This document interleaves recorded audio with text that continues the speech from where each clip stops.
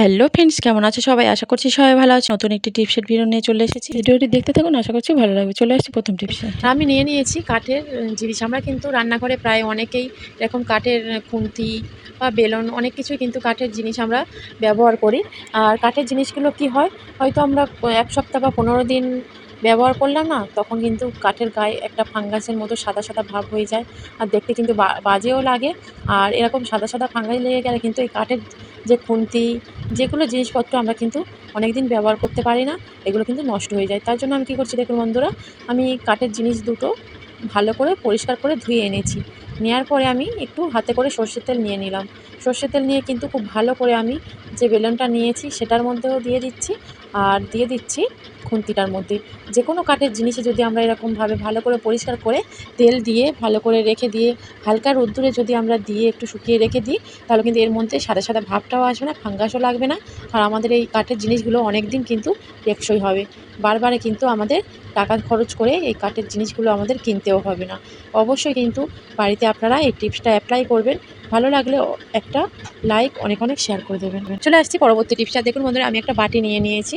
আর নিয়ে নিচ্ছি আমি পাউডার। আর পাউডার কিন্তু আমাদের সবার বাড়িতেই থাকে। যে কোনো পাউডার হলেই হবে। পাউডারের সঙ্গে আমি নিয়ে নেব কিছুটা হলুদ।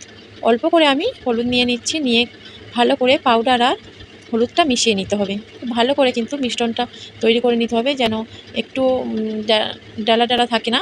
আর এখন আমি কি করছি দেখুন, ভালো করে কিন্তু হলুদ আর পাউডারটা মিশিয়ে নেওয়ার পরে, আর আমাদের দেখা যায় যেখানে গ্যাস সিলিন্ডার, গ্যাস ওভেন এর নিচে কিন্তু পোকামাকড়, আরশোলা এগুলো থাকে। পিঁপড়ের কিন্তু উপদ্রব খুব বেশি। আমাদের বাড়িতে ভাত রান্না করে রাখলে, রান্নাঘরে বিশেষ করে ভাত হয়তো আমরা রান্না করে রাখছি, তার মধ্যে পিঁপড়েরা পড়ে যায়। পিঁপড়েরা যায়, তার পরে কিন্তু আমরা ভাতটা খেতে পারি না, নষ্ট হয়ে যায়। ভাতটা কিন্তু আমাদের ফেলে দিতে হয়। তার জন্য আমি কী করছি দেখুন, পাউডার আর হলুদ একসঙ্গে নিয়ে মিশ্রণটা করে নিয়েছি। দিয়ে দিলাম সিলিন্ডারের চারপাশে, আর দিয়েছি গ্যাস ওভেনের নিচে। বিশেষ করে গ্যাস ওভেনের নিচে থেকে কিন্তু আরশোলা এগুলো বেশি হয়ে থাকে। আর পিঁপড়ে, পোকামাকড় এগুলো কিন্তু আসবে না, যেহেতু হলুদ দেওয়া আছে। অবশ্যই কিন্তু বাড়িতে এইভাবে যদি আপনারা অ্যাপ্লাই করেন, দেখবেন কোনো রকম পিঁপড়ে, আরশোলা, পোকামাকড় কিন্তু আমাদের রান্নাঘরের ধারে কাছেও আসবে না।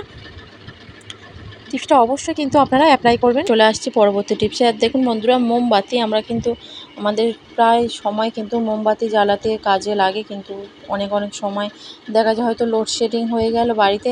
তো তখন আমরা কী করি, মোমবাতি জ্বালাই। আর তখন কি হয়, যখনই আমরা মোমবাতিটা জ্বালাই তাড়াতাড়ি কিন্তু আমাদের মোমবাতিটা শেষ হয়ে যায়। তার জন্য কী করছি দেখুন বন্ধুরা, মোমবাতির মধ্যে আমি একটু সর্ষের তেল নিয়ে নিচ্ছি। আর সর্ষের তেল তো সবার বাড়িতেই থাকে। তো আমাদের দেখুন, আমি একদম সর্ষের তেলটা চারিদিকে কিন্তু দিয়েও দিচ্ছি, যেখানে আমরা মোমবাতিটা বসাবো। আর এইভাবে যদি আমরা মোমবাতিটা বসাই, তখন কি হবে, চারিদিকে যে মোমটা গলে গলে পড়ে না, আর আমাদের যে মেঝেটা আছে ওখানে কিন্তু একটা দাগও হয়ে যায়, দেখতেও বাজে লাগে, মোমবাতিটা উঠতেও চায় না। তাই যদি আমরা সর্ষের তেল দিয়ে এইভাবে মোমবাতিটা বসাই, তার পরেও কিন্তু আমাদের কোনো রকম মেঝের মধ্যে দাগও হবে না, আর মোমবাতিটা জ্বালানোর সঙ্গে সঙ্গে নিভেও যাবে না, তাড়াতাড়ি শেষও হয়ে যাবে না। যেটা 10 মিনিট জ্বলতো সেটা কিন্তু আমাদের প্রায় 30 মিনিট পর্যন্ত এই মোমবাতিটা জ্বলবে। আর দেখুন বন্ধুরা, মোমবাতিটা আমি জ্বালিয়ে দিয়েছি। আর যে চারদিক থেকে যে মোমটা গলে গলে পড়বে, এখানে যদি পড়ে চারিদিকে কিন্তু আমাদের তুলতেও সুবিধা হবে, আর খুব সহজে কিন্তু এই মোমটা উঠে যাবে। আর আমাদের কিন্তু কোনো রকম মেঝের দাগও হবে না, মেঝেটা কিন্তু ভালোও থাকবে। আর মোমবাতিটা 10 মিনিটের জায়গায় কিন্তু আধা ঘন্টা আমাদের জ্বলবে। অবশ্যই কিন্তু মোমবাতির মধ্যে তেল দিয়ে দেখবেন, এইভাবে আপনারা ভালো ফল পাবেন। চলে আসছি পরের টিপসে। আর আমাদের সবার বাড়িতে এরকম পাপোশ থাকে বা কার্পেট থাকে। আর পাপোশগুলো সবসময় ধোয়া যায় না, কারণ এগুলো তো সবসময় ধুলে এত মোটা যে এগুলো শুকোতেই চায় না। তাই এর মধ্যে ধুলো, নোংরা, ব্যাকটেরিয়া জমে গিয়ে আমাদের কিন্তু শরীর খারাপ হতেই পারে। আর সবসময় যেহেতু ধোয়া যায় না, তাই জন্য আমি কী করছি দেখুন, এখনও পর্যন্ত ভিডিওটা যারা দেখছো অবশ্যই একটা লাইক করে দাও। আর আমি পাপোশটার মধ্যে কিন্তু বেকিং সোডা দিয়ে দিচ্ছি। আর বেকিং সোডা দিয়ে আমি কী করছি দেখুন, খুব ভালো করে কিন্তু বেকিং সোডাটা দিয়ে দিলাম। এর মধ্যে আপনারা পাউডার দিতে পারেন, কেননা একটু যে গন্ধটা যদি গন্ধ-টন্ধ হয় একটু দূর হয়ে যাবে। তো আমি পাউডারটা দিলাম না। আর আমি একটা ব্রাশ নিয়ে নিয়েছি, জামাকাপড় কাচা ব্রাশ, ওটা নিয়ে নিয়েছি। নিয়ে আমি খুব ভালো করে এটা দেখুন ঘষে দিচ্ছি চারদিক থেকে। এটা ঘষে দেওয়ার ফলে কী হবে দেখুন, এটা কিন্তু যে ধুলো নোংরাগুলো আছে যে পাপোশটা থেকে একটু আলগা হয়ে কিন্তু খুব সুন্দরভাবে পরিষ্কার হয়ে যাবে।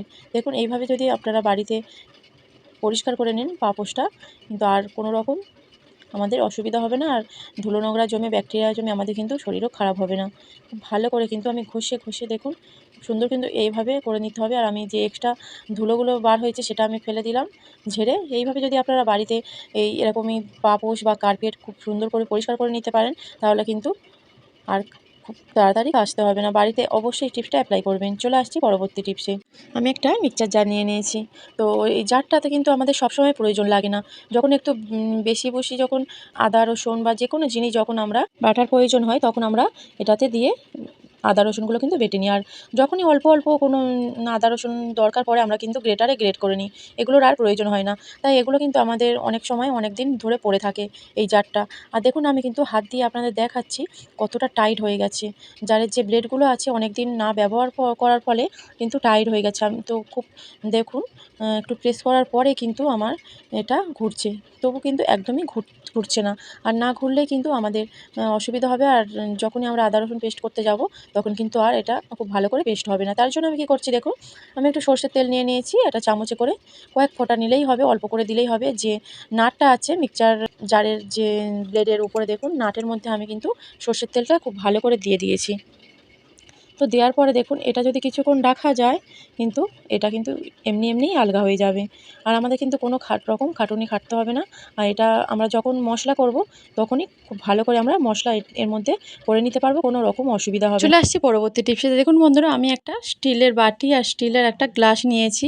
কীভাবে এই গ্লাস আর বাটিটা আমরা ফ্রিজের মধ্যে যেখানে আইস কিউবগুলো জমাতে দিই, কখনো দেখা যায় আইস কিউবগুলো কিন্তু শেষ হয়ে যায়, বরফ কিন্তু জমা থাকে না। অনেকটাই আমাদের প্রবলেমের মধ্যে পড়তে হয়। বরফ না থাকলে কারো হাতে পায়ে লেগে গেলে কিন্তু অনেকটাই সমস্যায় পড়তে হয়। তার জন্য দেখুন বন্ধুরা, আমরা যখনই দেখুন আইস কিউবগুলো শেষ হয়ে যায়, তখনই আমরা কোনো স্টিলের বাটি বা গ্লাসে করে কিন্তু আমরা বরফ জমাতে দিই। আর তারপরে আমরা যখনই বরফটা হয়ে যায়, তখন কি হয়, বরফ যখন আমরা বাটি বা গ্লাসটা নিতে যাব ফ্রিজ থেকে, তখন কিন্তু বরফের যে বাটিটা আমরা টানাটানি করলেও কিছুতেই আসতে চায় না। একদম কিন্তু বরফ বাটির পিছনটায় সেঁটে থাকে। তাই আমরা কি করছি দেখুন বন্ধুরা, আমি একটু সর্ষের তেল নিয়ে নিয়েছি। নিয়ে কি করছি, বাটির যে পিছনটায় আমি তেলটা দিয়ে দিচ্ছি, দিয়ে ভালো করে কিন্তু পিছনটায় আমি লাগিয়ে দেব। বাটি আর গ্লাসের পিছনটায় লাগিয়ে দেবো। বাটি আর গ্লাসের যে স্টিলের যে কোনো জিনিস আমরা যদি ফ্রিজের বরফ করতে দিই, তখনই যদি আমরা তেলটা লাগিয়ে দিই, সর্ষের তেল লাগিয়ে দিলে কিন্তু বরফ হয়ে গেলেও আমরা সহজেই বার করে নিতে পারবো সেই বরফের বাটিটা।